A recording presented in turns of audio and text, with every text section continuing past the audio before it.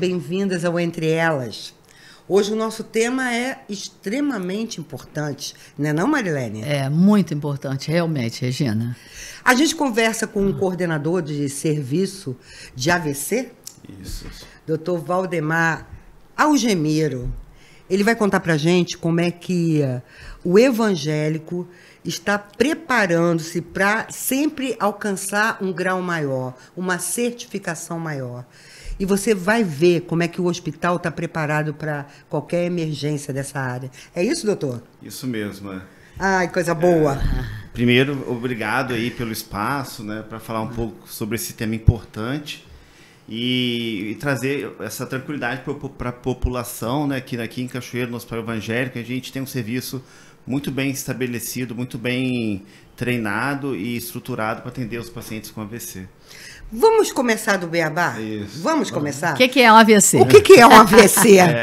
Porque eu lembro que quando eu era criança, as pessoas falavam assim, fulano teve um derrame.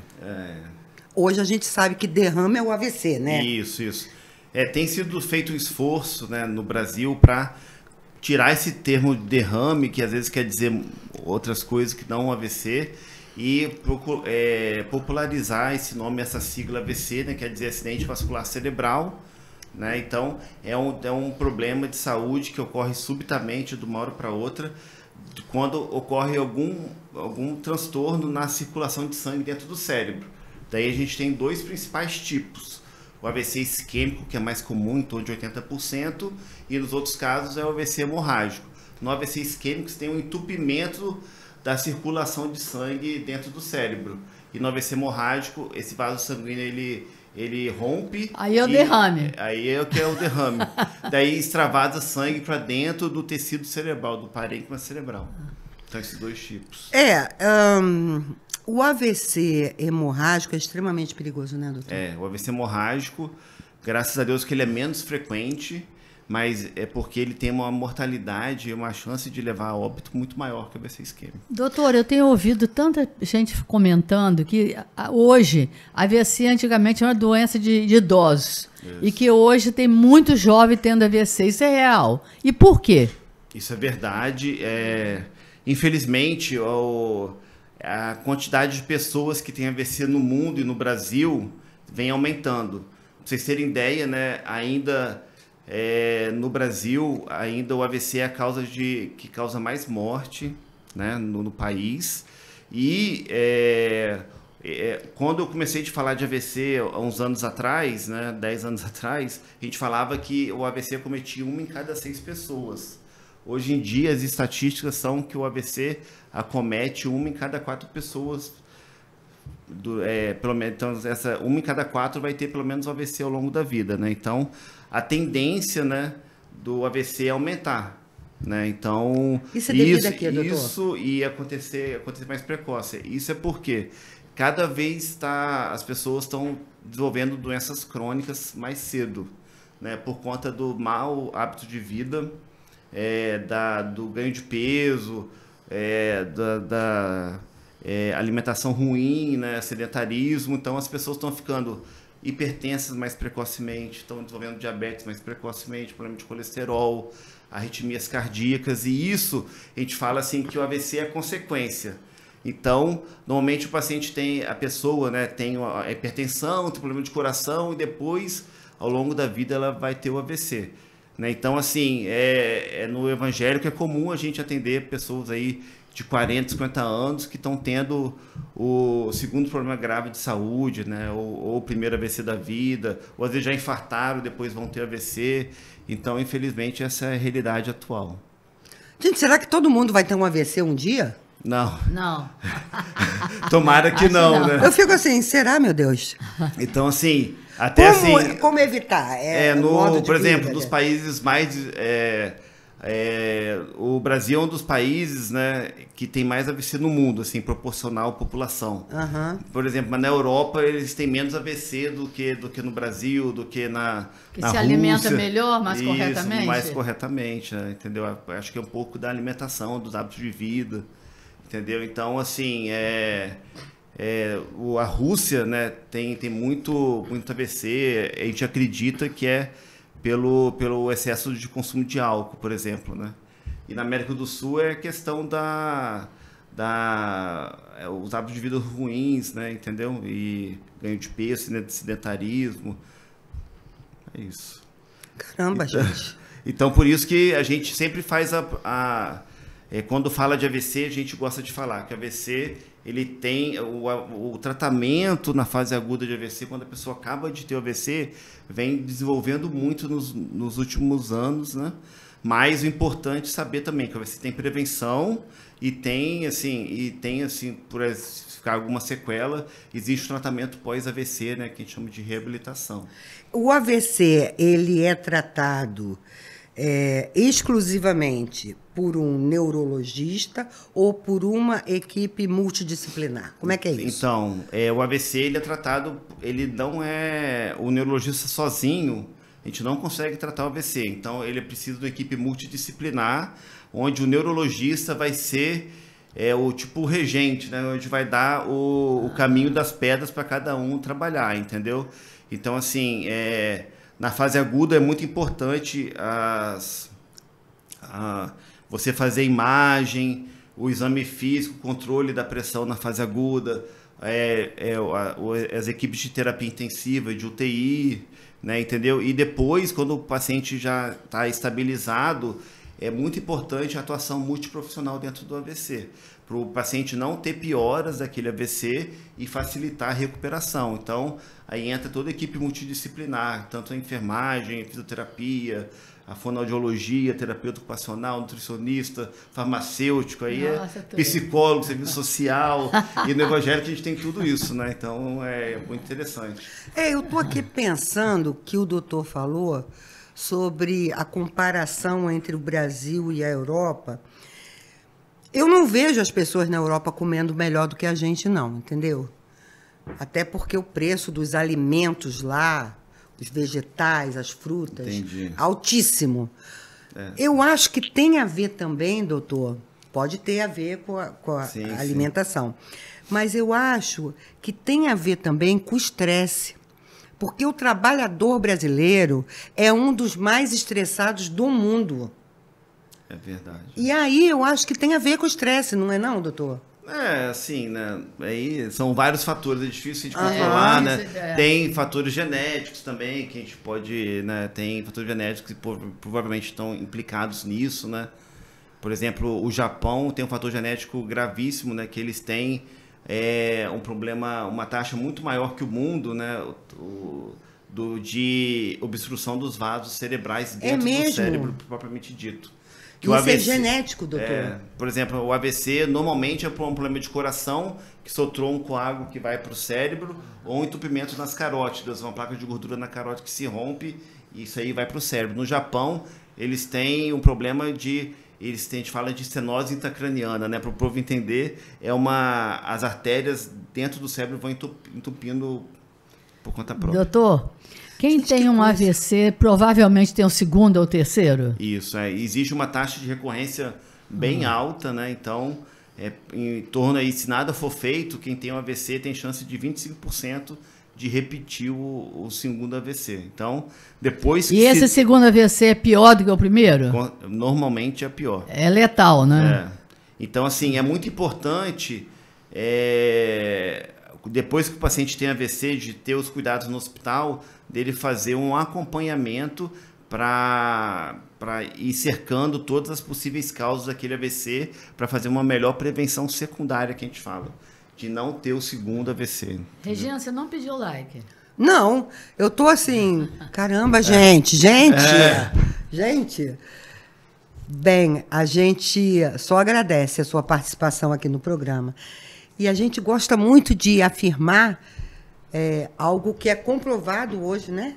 Pelo o nosso número de visualizações, que o podcast Entre Elas é o de maior visualizações do sul do estado. Nós temos a maior audiência. Isso graças à sua participação. Então, a gente agradece. E a gente aproveita para agradecer e pedir aqui o seu like, o seu comentário, para que esse programa chegue a muito mais gente. porque é muito útil esse tipo de informação, né? Útil a todo mundo, de todas as idades. O doutor acabou de falar que o AVC está alcançando agora os jovens também. Isso. Então, é muito bom que isso chegue a mais gente, e aí a gente conta com você, tá bom? A média de idade. Então, a média, o risco de AVC, ele aumenta muito depois de 65 anos, né? Então, assim, lógico que a média de idade é mais alta, né? No evangélico fica em torno aí, ano a ano muda, né? São 68 anos, assim. Mas a gente tem muitos casos de pessoas jovens também, né? Que assim, a gente não espera, né? Entendeu? Isso gera comoção, né? Já atendeu paciente de 30 anos, né? Então... E o AVC, na realidade, ele pode dar em qualquer faixa etária, né? Lógico que criança, adolescente, as causas são doenças mais raras, né? Entendeu? Mas, assim, infelizmente está acontecendo mais cedo. Eu conheço um caso aqui em Cachoeiro que foi uma criança. Então... E esse jovem hoje puxa de uma perna, tem um lado paralisado. Ele teve em criança. Isso aí normalmente é secundário a alguma alteração ou malformação cardíaca, né? Entendeu? Na maioria dos casos, desses casos em criança, né? Tem as doenças... A fisioterapia consegue recuperar? E, por exemplo, ela falou que a pessoa fica com um lado preso, imobilizado, não consegue ter força na mão. A fisioterapia dá resultados bons? Então, assim, depois que se tem um AVC, depende muito, entendeu? A fisioterapia é muito importante para tentar favorecer a recuperação. Só que, às vezes, se tiver uma lesão muito grande ou numa área muito envolvida com a motricidade, com a parte de movimento, a recuperação é difícil, né? Então, é muito importante que o paciente chegue o mais rápido possível no hospital, porque o tratamento do AVC ele é tempo dependente. No caso, o que quer dizer isso? Quanto mais rápido o paciente chegar e começar o tratamento, melhor vai ser o desfecho, né? Como que ele vai ficar depois. Qual é esse tempo, mais ou menos? Então, assim, para vocês terem ideia, depois que um vaso entope dentro do cérebro, e a cada minuto morre 1,9 milhões de neurônios por minuto.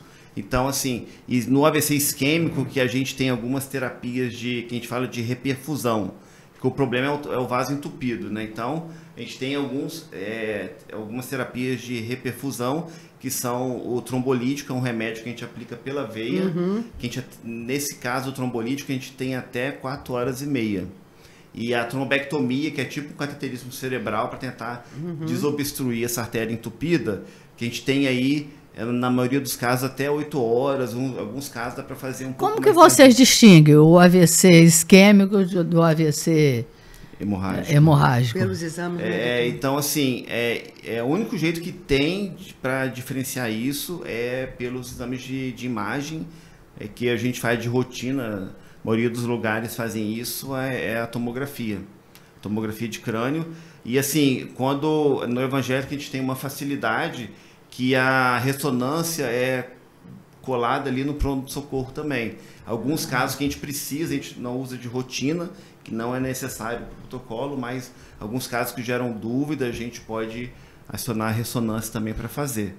Então, assim, no caso do AVC isquêmico, a gente tem esse limite de 4 horas e meia para fazer o trombolítico, que é uma das terapias de perfusão que tem um benefício muito grande nos casos de AVC isquêmico, né? Então ajuda muito a recuperar.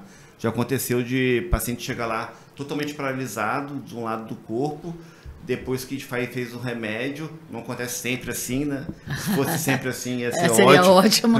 Mas às vezes já aconteceu de, assim que terminou o remédio, a pessoa voltou a se movimentar, voltou a falar, então é um tratamento muito, muito impressionante mesmo. A gente queria aproveitar aqui essa entrevista maravilhosa do doutor, acabei de caçar a palavra dele, por favor, me desculpe, para mandar um abraço muito carinhoso, muito apertado, muito caloroso e fraterno ao nosso amigo jornalista Toninho Carlos, que está se recuperando de um AVC. É uma pessoa ainda jovem, né? E que teve um AVC e está em casa se recuperando. Então, um beijo, Toninho, que você fique bom logo, né, Marilene? É isso. É isso aí. Continua, doutor. Então, assim, eu caço a palavra. Não, eu acho interessante as pessoas saberem que existe esse tratamento da fase aguda. Não é, assim, é um tratamento que ajudam muito a recuperação. Não é só ele que trata o AVC, né?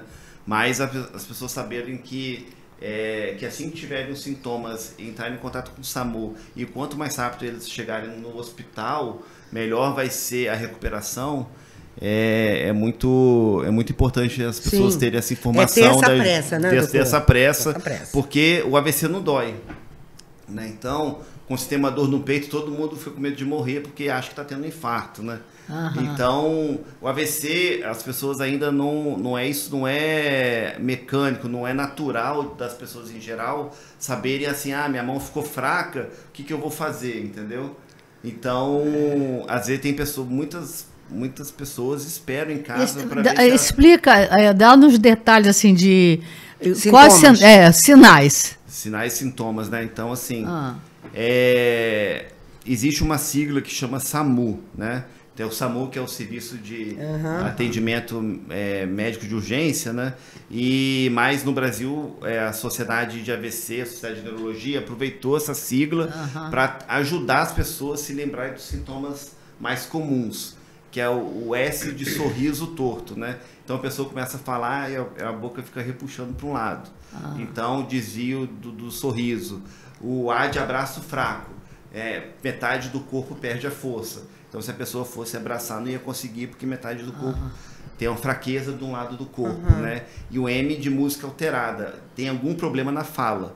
Então, a pessoa começa a falar enrolado, ou para de falar subitamente de uma hora para outra, começa a falar as palavras tudo trocadas, né? Qualquer alteração da fala súbita pode ter seu AVC, né? E o U é de urgência, que todo mundo tem que ligar para o 92 para ser removido para um hospital preparado para tratar AVC. Rapidinho. Doutor. E vocês vão falar só mais duas coisas. Tá bom.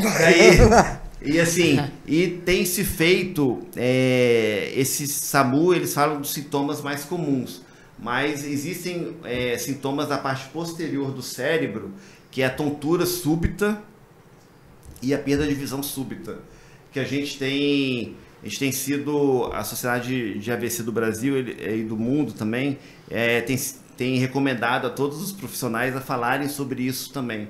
Porque quando a pessoa perde a visão subitamente, ela para de enxergar metade do campo da visão, todo mundo pensa em procurar um oftalmologista. Né? Só que isso aí, no cérebro, a parte de trás, o lobo occipital, ele é especializado em visão. E muitas vezes a perda de visão súbita é problema neurológico. Então, e às vezes a pessoa fica querendo marcar consulta com o oftalmologista, pode perder a chance de se tratar do AVC. Então, além do SAMU, tem a tontura e a perda de visão súbita. Então, esses aí são os principais sintomas aí de AVC. Então, Marilene, lembrando da entrevista maravilhosa, que o Cicobi Sul é o nosso banco maravilhoso. É um banco que investe no social. É um banco que você não é somente um cliente, você é sócio, você é parceiro, você recebe os lucros e dividendos. O Cicobi é nosso. Vai pro Cicobi, vai. Não marca bobeira, não. Continuando. Chega a me dar uma coisa assim. Você sente também uma coisa assim? Eu sinto. Ela sente, você sabe por quê, né? Toda errada. Então é isso. Bem, doutor, o evangélico alcançou uma certificação, né, importante. Fala pra gente sobre isso. A gente tem a impressão, a gente que está de fora do evangélico, que o hospital está sempre buscando um grau de excelência. Não é isso que a gente pensa, Marilene? E a gente gostaria que você falasse sobre isso. Então, desde que foi montado o serviço de AVC anos atrás, em torno de 2018, que começou ali a dar os primeiros passos, né? É até interessante isso, né? Que há 10 anos atrás não existia em Cachoeiro nenhum lugar que tratasse AVC adequadamente na fase aguda. Nossa. Entendeu? Então, assim, hoje em dia a gente tem uma situação, né, que já existe um excelente tratamento para AVC aqui na região, né? Então, assim, então é uma coisa que conforta, acho que é uma coisa que traz segurança para a população em geral. Então, vamos lá. No evangélico, Então, o hospital vem sendo treinado, preparado, organizado para tratar melhor esses pacientes que chegam com AVC, né? É referência no sul do estado para tratar AVC, tá? E com esse treinamento a gente vai seguindo indicadores, vamos treinando a equipe, né? Equipe de médicos, equipe multiprofissional, e fazendo alinhamentos por todos os elos de cuidados desses pacientes com AVC dentro do hospital. E com isso a gente conseguiu entrar no programa Angels, que é uma iniciativa internacional que ajuda os hospitais que tratam AVC a se prepararem, porque eles já têm um expertise, um know-how muito grande nessa área, já é europeu, né? Então isso já começou, já vem tratando toda essa expertise dele. Então ajuda a gente não errar, né? Onde já erraram no passado. E também a gente é avaliado com indicadores muito sérios que passam por auditoria pelas iniciativas Angels. E a gente já conseguiu no evangélico, num período posterior de avaliação, um status gold. O que é isso, né? Um status que mostrou que o evangélico tem níveis muito bons, né, tem indicadores muito bons para tratamento de pessoas com AVC. A gente tem padrões, padrões de qualidade internacional para tratar pessoas com AVC aqui no evangélico. Parabéns, doutor. Então, você é o coordenador desse evento. Parabéns. Então, assim, todo o esforço, tanto da equipe da neurologia, a gente tem o apoio da direção do hospital, né, para ajustar ali o funcionamento de todas as cadeias para tratar o paciente. E agora, né, a gente passou por um outro período de avaliação que estamos esperando novidades. A gente não tem o resultado ainda, mas parece que a gente andou melhorando aí. Ai, que bom! Parabéns, doutor. E infelizmente nós temos que terminar. Deu Tava tempo. tão bom. Muito bom, muito bom. Agora, mexe com a gente, né? Então, você que está mexido em casa, aproveita e dá seu likezinho. Você que fuma um cigarrinho, que gosta de comer uma rabada. Gosto mesmo. Doutor, faça suas considerações finais. Ignora a Marilene, por favor. Ela é fogo, ela me entrega. Eu sou o super ego dela. Causando intriga ali. Né? Bom, tem que ser amigos, né? Isso. A amizade de verdade. Então, assim, gostaria de deixar uma mensagem para a população, falando que gostaria que todos se preocupassem em prevenir o AVC, controlarem os fatores de risco para AVC, a pressão alta, diabetes, colesterol, tabagismo, sedentarismo, e ter uma boa alimentação, né? E se infelizmente, mesmo controlando esses fatores de risco, se vocês tiverem um AVC, vocês liguem para o SAMU, se tiverem algum daqueles sintomas que a gente falou aqui, liguem para o SAMU para vocês terem um bom atendimento. E depois do AVC, as esperanças não estão perdidas, né? Se ficar alguma sequela, existe chance de se recuperar. Eu acho que a mensagem é isso, né? E uma coisa que a gente não tocou na entrevista ainda, que eu gostaria de passar também, é que no hospital evangélico tem uma unidade de AVC. Depois daquela fase crítica que o paciente passa nas primeiras 24, 48 horas, né, que fica em tratamento intensivo, ele vai para essa unidade onde os profissionais são todos treinados e habilitados para tratar esses pacientes. Daí, por isso, isso é uma das chaves do sucesso do hospital também. Que bom, parabéns, doutor. Que entrevista boa. Ai, coisa boa. Você gostou? Então dá seu likezinho. A hora é essa. E até o próximo Entre Elas, tá bom?